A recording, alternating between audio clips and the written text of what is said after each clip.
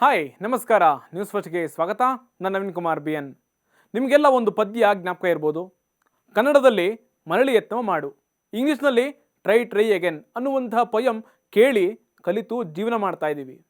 ಅಸಾಧ್ಯ ಅಂದರೆ ಅದು ಯಾವತ್ತಿಗೂ ಕೂಡ ಅಸಾಧ್ಯನೇ. ನೀವು ಯಾವತ್ತು ಇದು ಸಾಧ್ಯ, ನನ್ನಿಂದ ಆಗತ್ತೆ ಅಂತ ಮುನ್ನುಗ್ತೀವೋ ಆಗಲೇ ನೋಡಿ ಹೇಳ್ತಾರೆ ಯಾವುದೂ ಅಸಾಧ್ಯ ಅಲ್ಲ ಅಂತ.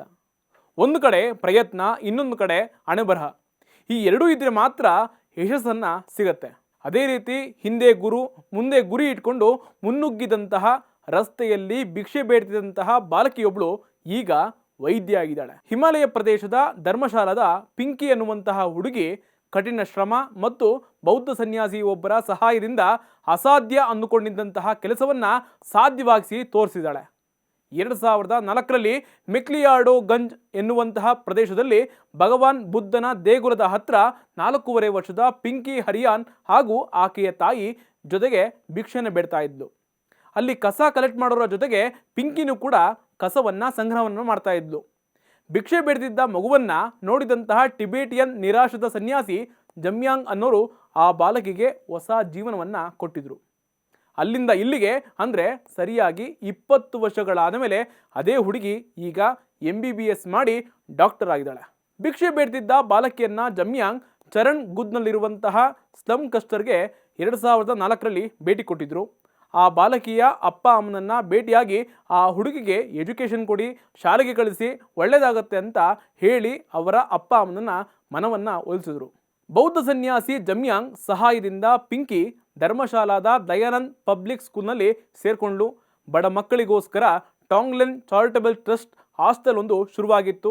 ಆ ಹಾಸ್ಟೆಲ್ನ ಮೊದಲ ಬ್ಯಾಚ್ನ ವಿದ್ಯಾರ್ಥಿನಿಯರಲ್ಲಿ ಪಿಂಕಿ ಕೂಡ ಒಬ್ಬಳಾದ್ದು. ಆಕೆಯ ಕಠಿಣ ಶ್ರಮದಿಂದ ಸೆಕೆಂಡ್ PU ಎಕ್ಸಾಮ್ನಲ್ಲಿ ಒಳ್ಳೆಯ ಮಾರ್ಕ್ಸ್ ಕೂಡ ಪಡೆದುಕೊಂಡ್ಲು. ಇದು ಒಂದು ಕಡೆ ಆಕೆಯ ಇಡೀ ಕುಟುಂಬವೇ ಸಂತೋಷದ ಅಲೆಯಲ್ಲಿ ತೇಲಾಡಿಸ್ತಾ ಇತ್ತು. ಅಷ್ಟೇ ಅಲ್ಲದೆ ನೀಟ್ ಪರೀಕ್ಷೆಯಲ್ಲೂ ಕೂಡ ಒಳ್ಳೆ ರ್ಯಾಂಕ್ ಕೂಡ ಪಡೆದುಕೊಂಡ್ಲು. ಆದರೆ ಹೆಚ್ಚಿನ ಫೀಸ್ನಿಂದಾಗಿ ಆಗ ಪ್ರೈವೇಟ್ ಮೆಡಿಕಲ್ ಕಾಲೇಜ್ನಲ್ಲಿ ಸೀಟ್ ಸಿಗಲಿಲ್ಲ. ಆದರೆ ಬೌದ್ಧ ಸನ್ಯಾಸಿ ಜಮ್ಯಾಂಗ್ ಅವರು 2018ರಲ್ಲಿ ಚೀನಾದ ವೈದ್ಯಕೀಯ ಕಾಲೇಜಿಗೆ ಪ್ರವೇಶವನ್ನು ಕೊಡಿಸಿದ್ರು. ಅಲ್ಲಿ MBBS ಮುಗಿಸಿ ಈಗ ಡಾಕ್ಟರ್ ಆಗಿ ಪಿಂಕಿ ಧರ್ಮಶಾಲಾಗೆ ವಾಪಸ್ಸಾಗಿದ್ದಾರೆ. ಭಿಕ್ಷುಕಿ ಆದವಳು ಡಾಕ್ಟರ್ ಆಗಿದ್ರ ಬಗ್ಗೆ ಪಿಂಕಿ ಕೆಲ ವಿಚಾರಗಳನ್ನು ಹಂಚ್ಕೊಂಡಿದ್ದಾಳೆ. ಚಿಕ್ಕ ವಯಸ್ಸಿನಿಂದಲೂ ಕೂಡ ನನ್ನದೊಂದು ದೊಡ್ಡ ಹೋರಾಟವನ್ನು ಮಾಡ್ತಾ ಇದ್ದೆ. ನನ್ನ ಕುಟುಂಬದ ನೋವು ಕಷ್ಟವನ್ನು ನೋಡ್ತಾ ಇದ್ದರೆ ಕಣ್ಣಲ್ಲಿ ನೀರು ಬರ್ತಾ ಇತ್ತು. ಆದರೆ ಯಾವಾಗ ಶಾಲೆಗೆ ಸೇರಿದ್ನೋ ಆಗ ನಾನು ಗೆಲ್ತೀನಿ ಅಂತ ಕನಸು ಶುರುವಾಗಿತ್ತು. ಶಾಲೆ ಒಳಗೆ ಹೋದಾಗ ಟೀಚರ್ ಕೇಳ್ತಾ ಇದ್ರು ನಾನು ಡಾಕ್ಟರ್ ಆಗ್ತೀನಿ ಅಂತಿದ್ದೆ. ಆದರೆ ಆಗ ಡಾಕ್ಟರ್ಗಳು ಏನು ಕೆಲಸ ಮಾಡ್ತಾರೆ ಅನ್ನೋದು ನನಗೆ ಗೊತ್ತೇ ಇರಲಿಲ್ಲ.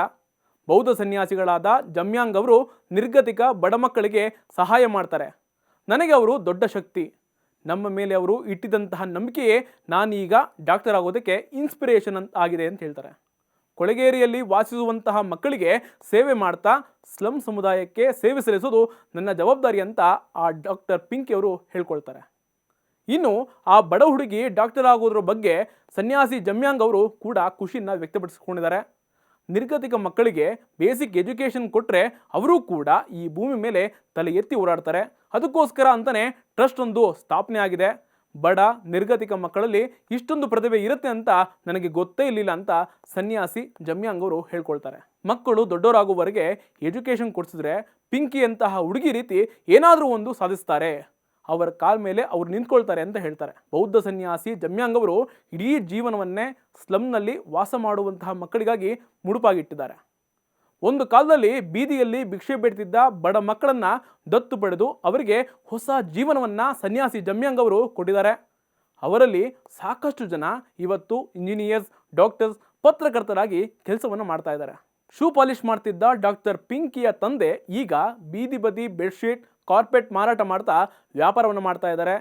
ಪಿಂಕಿಯ ಅಮ್ಮ ಭಿಕ್ಷಾಟನೆಯನ್ನು ಬಿಟ್ಟು ಸ್ಲಮ್ನಲ್ಲಿ ಮಕ್ಕಳಿಗಾಗಿ ಓಪನ್ ಆಗಿರೋ ಶಾಲೆಯಲ್ಲಿ ಸಹಾಯಕರಾಗಿ ಕೆಲಸವನ್ನು ಮಾಡ್ತಾ ಇದ್ದಾರೆ. ಪಿಂಕಿಯ ತಮ್ಮ ತಂಗಿ 2017ರಲ್ಲಿ ದಲೈಲಾಮಾ ಅವರಿಂದ ಆರಂಭವಾದಂತಹ ಸುಸಜ್ಜಿತ ಟಾಂಗ್ಲೆನ್ ಶಾಲೆಯಲ್ಲಿ ಓದ್ತಾ ಇದ್ದಾರೆ. ಭಿಕ್ಷುಕಿಯಿಂದ ಡಾಕ್ಟರ್ ಕೇಳೋಕೆ ಒಂಥರ ಅಸಾಧ್ಯ ಅಲ್ವಾ? ಆದರೆ ಪಿಂಕಿಯ ಈ ಕತೆ ಆಕೆಯ ಕಠಿಣ ಶ್ರಮಕ್ಕೆ ಸಾಕ್ಷಿಯಾಗಿದೆ. ವಿದ್ಯೆ ಯಾರ ಸ್ವತ್ತೂ ಅಲ್ಲ, ಸ್ಲಮ್ ಮಕ್ಕಳು, ಬಡ ನಿರ್ಗತಿಕ ಮಕ್ಕಳು ಕೂಡ ಯಾವುದೇ ಸವಾಲನ್ನು ಎದುರಿಸಿ ಇಚ್ಛಾಶಕ್ತಿಯಿಂದ ಸಾಧಿಸಬಹುದು ಅನ್ನೋದಕ್ಕೆ ಈ ಸುದ್ದಿ ಉದಾಹರಣೆ ಆಗುತ್ತೆ. ಇದಾಗಿತ್ತು ಇಂದಿನ ಸ್ಪೆಷಲ್ ರಿಪೋರ್ಟ್. ಅಪ್ಡೇಟ್ಗಳಿಗಾಗಿ ನೋಡ್ತಾ ಇರಿ ನ್ಯೂಸ್ ಫಸ್ಟ್, ನಿರ್ಭೀತಿಯಿಂದ ನಿಮ್ಮ ಪರವಾಗಿ.